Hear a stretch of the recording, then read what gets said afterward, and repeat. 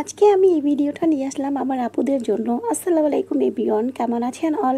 So আপুদের বলবো, আপুরা এই রংটা অনেক অনেক ভালো। যাদের কাঠের ফার্নিচারগুলো বানিশ করতে চান তাদের কোনো রং মিস্ত্রির একদম প্রয়োজন নাই। জাস্ট শুধুমাত্র গুঁড়ো পাউডার আর গরম পানি দিয়ে ফার্নিচারগুলো একটু ভালো করে ক্লিন করে নেবেন।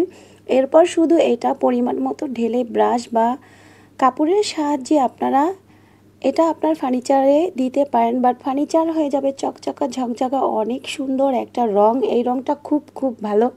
বাট আমি গিয়েছিলাম আর রংটা আমি ট্রাই করছি, অনেক ভালো।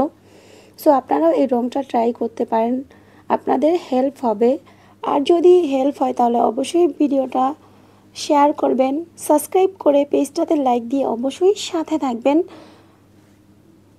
এটার সাথে আর কোনো রং দরকারই নাই, শুধুমাত্র এই একটা রং দিয়ে আপনার সমস্ত ফার্নিচারগুলোকে একবারে আগের মতো নতুন চকচকা ঝকঝকা করে নিতে পারেন।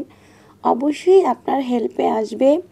এই ভিডিওটা শুরু থেকে শেষ পর্যন্ত অবশ্যই যারা দেখছেন তাদেরকে অনেক অনেক ধন্যবাদ। আর এই রংটা খুব খুব ভালো, আপনারা ট্রাই করতে পারেন। আমি ট্রাই করছি, আমার কাছে খুব ভালো লাগছে। বাট অনলাইনে যে দেখতে পান যে কৌটায় করে ছোট ছোট কৌটায় করে রং বিক্রি করে, এই রংটাই ভেঙে ভেঙে তারা বিক্রি করে। বাট আপনাদের যখন অনেক বেশি ফার্নিচার তখন আপনারা চাইলে এই বড় কৌটাটা নিতে পারেন। এটার দাম কিন্তু একদম আহামরি যে বেশি সেরকমটা না, শুধুমাত্র 550 টাকা, সরি 555 টাকা। সো আপনারা নিতে পারেন।